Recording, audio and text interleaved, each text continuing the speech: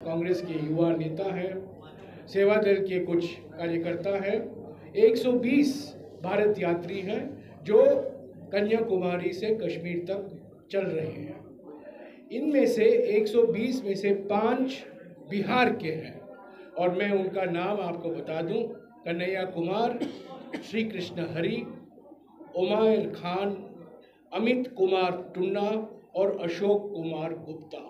ये 5 हमारे साथी हैं, कांग्रेस के सहयोगी, जो हमारे साथ भारत यात्रा में शामिल हैं। और मुझे खुशी है आपको बताने हुए कि राहुल गांधी जी के बाद में अगर कोई लोकप्रिय पॉपुलर भारत यात्री है जिसका डिमांड आता है मीडिया से, नागरिक संस्थाओं से, जनता से, युवकों से, महिलाओं से, बुजुर्गों से, वो कन्हैया कुमार है। तो भारत जोड़ो यात्रा की शुरुआत अच्छी हुई है, लोगों का रिस्पांस बहुत सकारात्मक है, भारी मात्रा में लोग सड़क पर हमें स्वागत दे रहे हैं। कांग्रेस समर्थक मौजूद हैं, कांग्रेस आलोचक भी मौजूद हैं और ज़्यादा से ज़्यादा लोग त्रिशंकु हैं जो ना हमारे समर्थक हैं ना हमारे आलोचक हैं, पर वो जानना चाहते हैं कि ये भारत जोड़ो यात्रा क्या है और राहुल गांधी जी को देखना चाहते हैं, उनके साथ सेल्फी खिंचाना चाहते हैं, उनको कुछ दस्तावेज पेश करना चाहते हैं।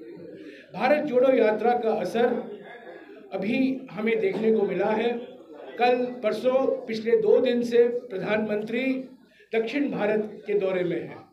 वो गुजरात को छोड़कर, हिमाचल को छोड़कर 4 दक्षिण भारत राज्यों में कैमरा का पूरा इस्तेमाल किया जा रहा है, क्योंकि भारत जोड़ो यात्रा इन्हीं 4 राज्यों से गुजरा था और बहुत भारी मात्रा में पब्लिक का रिस्पांस मिला।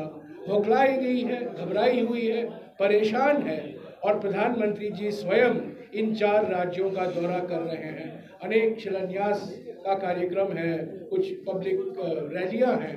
ये साफ दर्शाता है कि भारत जोड़ो यात्रा का असर सीधे प्रधानमंत्री पर भी पड़ा है। इसके अलावा बाबा रामदेव, मोहन भागवत, नितिन गडकरी, दत्तात्रेय होसबड़े और अभी 2 दिन पहले सुमित्रा महाजन ने भारत जोड़ो यात्रा की प्रशंसा की है और ख़ास तौर से राहुल गांधी जी को जो रोज 23-24 किलोमीटर चल रहे हैं।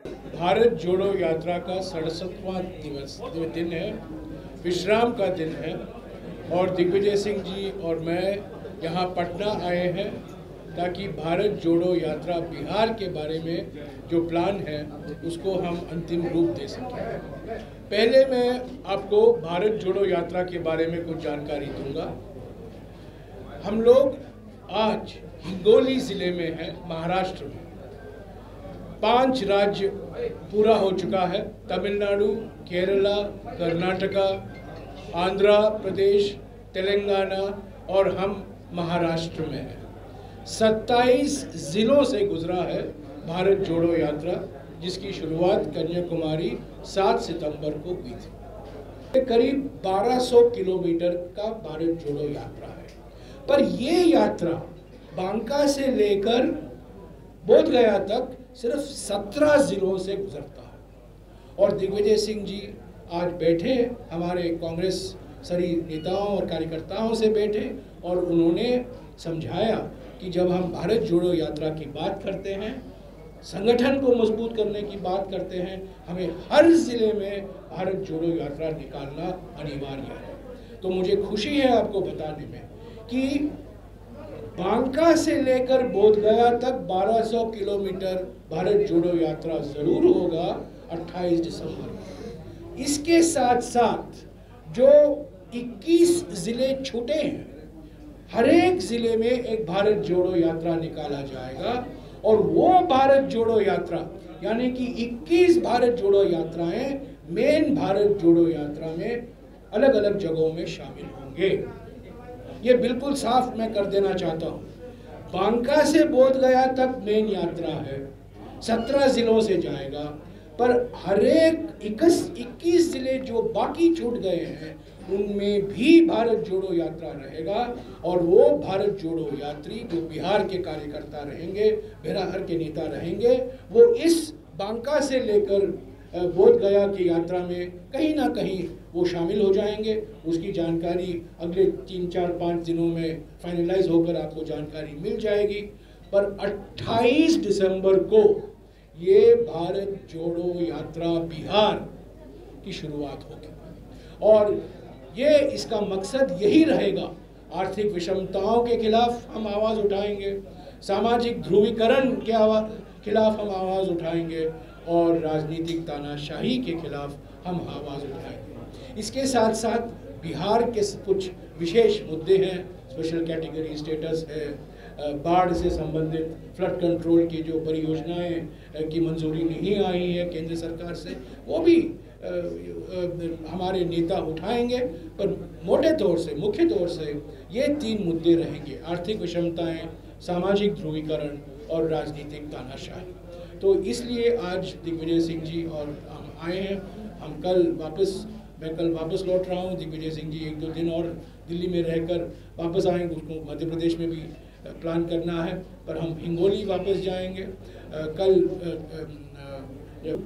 की जयंती है, वो हम कैंप में बनाएंगे। 15 तारीख को बिरसा मुंडा की जयंती है, वो भी हम कैंप में मनाएंगे और एक विशाल आदिवासी रैली हिंगोली में आयोजन होगा। और ऐसे ही रोज हम कुछ ना कुछ विशेष कार्यक्रम करते जाएंगे और हम महाराष्ट्र में 20 तारीख तक हैं और 21 तारीख को हम बुरहानपुर, मध्य प्रदेश के बुरहानपुर में प्रवेश करेंगे और वहाँ भी 12-13 दिन हम मध्य प्रदेश में रहेंगे। तो मुझे खुशी है कि कार्यकर्ता शामिल थे, उनसे हमारी बातचीत हुई और 28 दिसंबर को मैं समझता हूँ कांग्रेस के लिए एक नया चैप्टर खोला जाएगा जब भारत जोड़ो यात्रा की शुरुआत होगी। हमने देखा है तमिलनाडु में, केरला में, कर्नाटका में, आंध्रा में, तेलंगाना में और अब देख रहे हैं महाराष्ट्र में कि भारत जोड़ो यात्रा से हमारे पार्टी में एक नई एकता दिखाई देती है, हमारी पार्टी में एक नई अनुशासन दिखाई देती है, हमारी पार्टी में एक नई उमंग महसूस होता है। तो ये हमारे लिए एक संजीवनी के माफिक है। पर मैं ये भी कहना चाहता हूँ कि भारत जोड़ो यात्रा न केवल कांग्रेस पर इसका असर हुआ है, पर ये हमारे राजनीति के लिए एक ऐतिहासिक क्षण है, ये एक परिवर्तनकारी क्षण है हमारे राजनीति के लिए। और इसके बाद कांग्रेस की कहानी और राहुल गांधी जी की कहानी वो नहीं रहेगी जो भारत जोड़ो यात्रा के पहले थी। भारत जोड़ो यात्रा के बाद जयराम जी भी बीच में आएंगे, दिग्विजय जी बीच में आएंगे, शामिल होंगे और कांग्रेस अध्यक्ष भी आएंगे, शुरुआत में जरूर आएंगे। उनसे भी हमने निवेदन किया है और जरूर आएंगे। जयराम जी, क्या पीआईबी कभी सच बोली है पिछले 8 सालों में?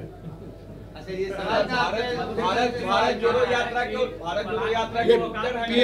ट्विटर हैंडल को एक मिनट, पीआईबी एमआईबी हो गया है पिछले 8 सालों में। नहीं, भारत एक सवाल है सर, भारत जोड़ो यात्रा के ट्विटर हैंडल को भी बंद करने की बात हो रही है। आपकी जानकारी थोड़ा अपडेट कीजिए। हमें हाई कोर्ट से आदेश मिला है, कोई ट्विटर हैंडल, कोई सोशल मीडिया हैंडल बंद नहीं किया गया है।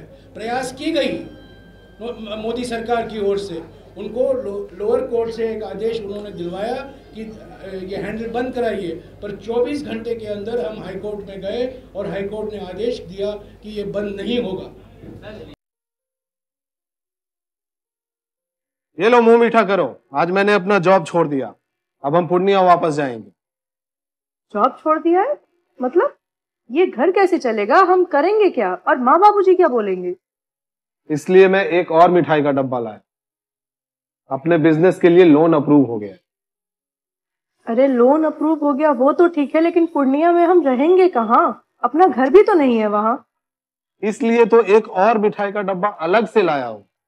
हमने पूर्णिया में घर ले लिया है, पूर्णिया के ई होम्स पैनोरमा में।